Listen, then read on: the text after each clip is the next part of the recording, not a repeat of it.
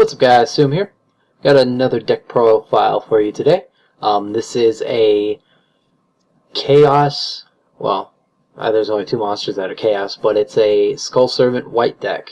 I teched in BLS and Chaos Sorcerer for that extra bit of power, but it's definitely one of my favorites. It's not a combo deck, it's not a combo deck, it's a huge toolbox, which is very beautiful.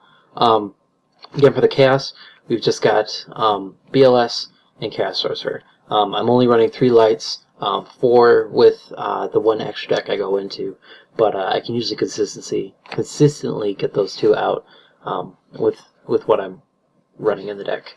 So those 2 are pretty big boss monsters, but I actually more often go into Endless Decay. This, when it's summoned, its attack becomes half of your opponent's current life points. And most importantly, it's a dark monster. We'll get into that later.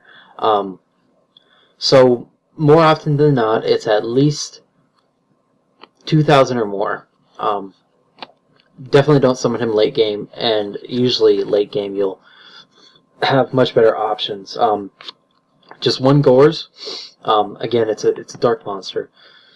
Helps out loads. But also, you can usually just drop Gores and end the trouble. Onto the Wights. I'm running triple copies of each, but I'll explain each of their effects independently.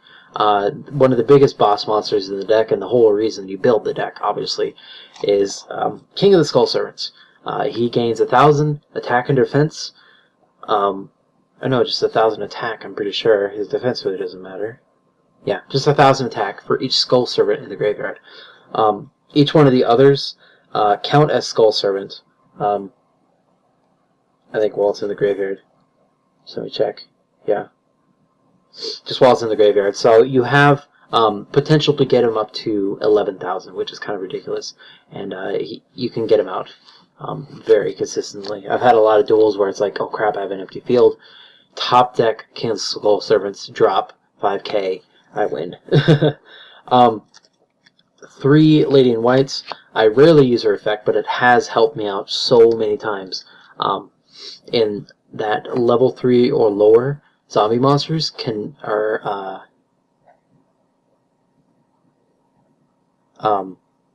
aside from her, they can't be destroyed by battle, and all of them are unaffected by the effects of spell or trap cards. Or no, she's vulnerable, but any other level 3 or lower zombie monster is unaffected by cannot be destroyed by battle, unaffected by spell or trap cards. And again, while it's in the graveyard, it's treated as a Skull Servant. Again, I usually use her as fodder, but every now and then her effect does help out a lot. Whitemare, 3 of them, help out loads. You can discard it to either take one of your remove from play Whitemares or Skull Servants, add it to the graveyard, or to special summon one of your remove from play Lady in White or King of the Skull Servants. With these, I'll usually use my Kings as targets for Allure or either of the Chaos monsters, and then just drop this to get a Beastly King out there. He makes for very, very quick summons, and again, toolboxing of it all. And then, of course, just 3 of the vanillas. And I just have to show off this shiny Skull Servant. Very, very nice. And that's it for all the Wights. Again, I run 3 copies of each. But yeah. 1 Mizuki. Again, with the amount of ditch in this deck, I can usually, a lot of times, again, I'll go into Endless Decay before anything, because he is very easy to get out, and just whenever you want, you can remove from play Mizuki to grab any zombie monster out of the graveyard. 1 Morphing Jar. And I'll say this right now, I could definitely be running White Swarms. Throwing in a lot of, like, I ran Lila and Raikos and stuff in an early build of this, but I always found that I was dropping all of my necessary magic and traps whenever I did that. So I just wanted to do something that milled all the monsters I could, but not doing that. So for the Smart Mill, which is, again, the important concept of the deck. We'll have Morphing Jar. Usually, you can get out what you need, set all your magic and traps, set Morphing Jar, and then ditch some of your Wights to the grave, and then get a 5-card hand replenish with him. Double Dark Greffers. Again, smart mill. You can discard a Dark Monster, which again you can you can discard a level 5 or higher Dark Monster to special summon him. So again, you can do Endless Decay or Gores in that situation, just to get off a speed play instead of waiting and having that card in your hand. But Endless Decay, especially because usually I'll draw into a Book of Life, and first turn I'll have him and Endless out. But also, you can discard a Dark Monster from your hand to send a Dark Monster from your deck to your graveyard. So that's a 2 on your Skull Servants. And then 3 Magical Merchants. Again, smart mill. When this is flipped, you mill monsters until you get a magic trap, and then add that to your hand. So it's a +1, and again, sending monsters to the graveyard helps you out loads. And that's it for the monsters. Pretty monster heavy. I don't remember the exact numbers, but I'm pretty sure it's over 20. For Magic and Trap, again, the staples, heavy and dark. 1 Allure of Darkness, and this is some more smart mill, of course. 1 Allure of Darkness, usually using King as the target to remove from play, as you can grab him out easily.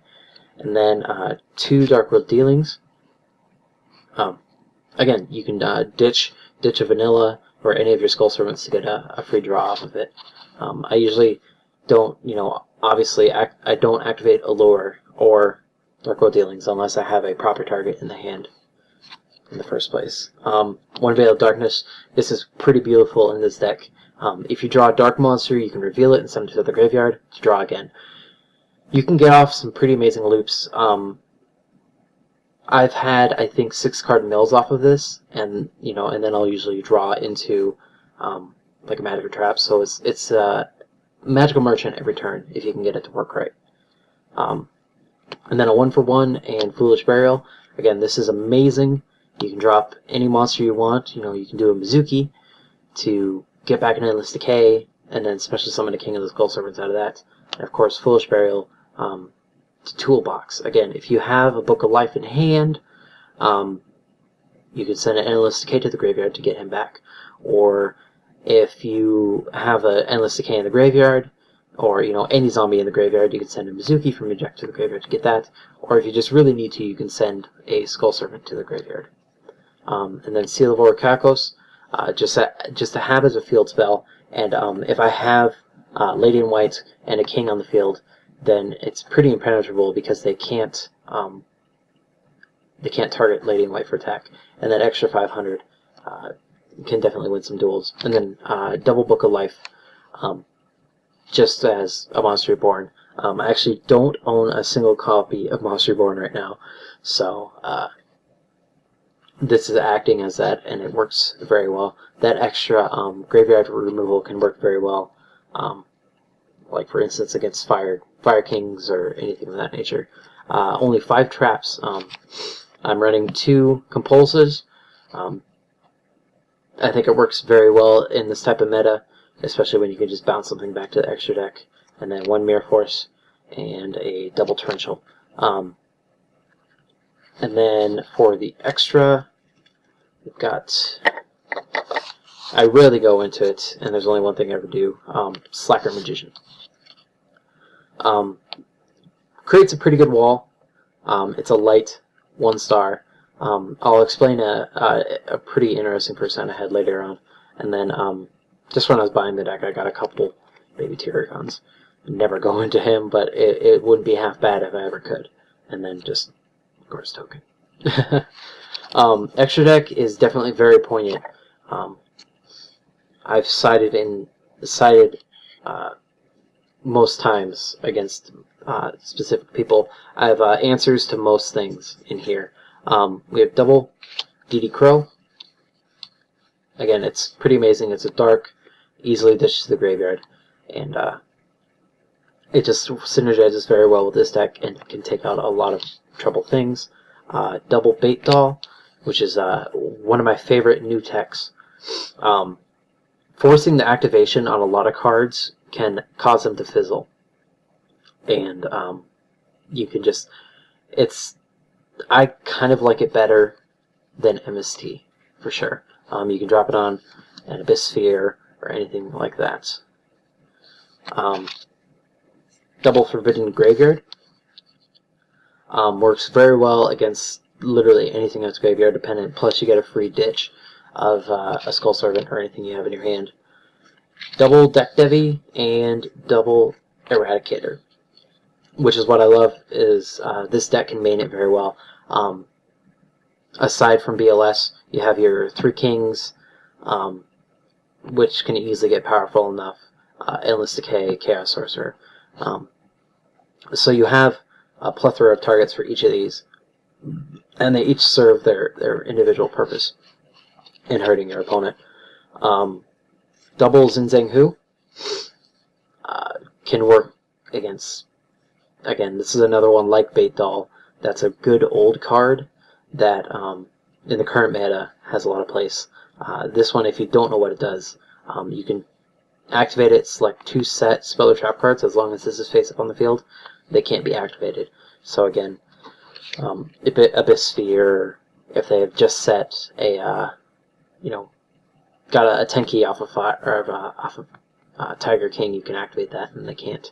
On the odd matchup against, I don't know, Heroes or Fire Kings, double Gravity Bind. You can usually shut them down. And then 1 Imperial Wall. Removing it from play can hurt me a lot if I am facing like a Macro Rabbit or anything. So this definitely helps out a lot.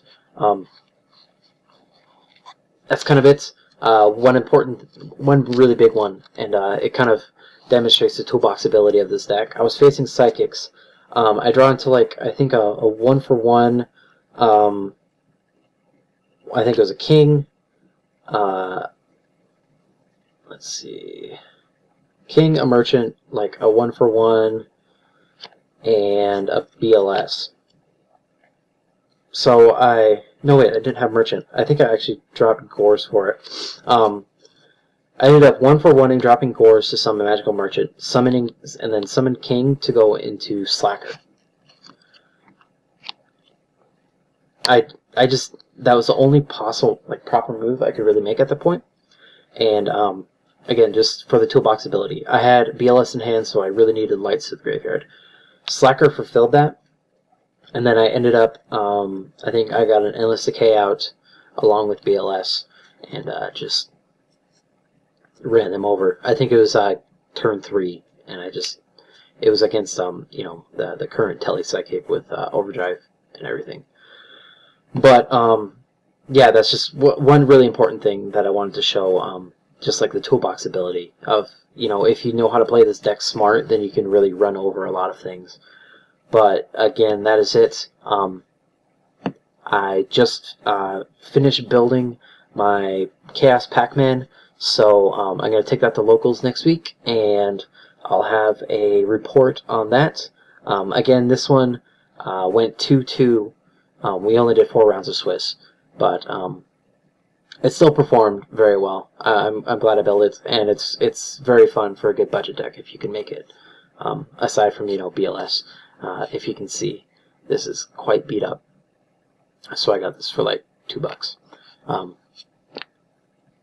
But yeah, it's relatively budget to make. I think I made it for like $30. So it's definitely something you could go into. You could obviously dumb it down to make it cheaper as you desire.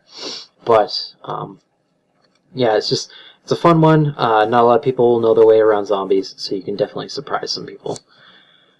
But again, that is it.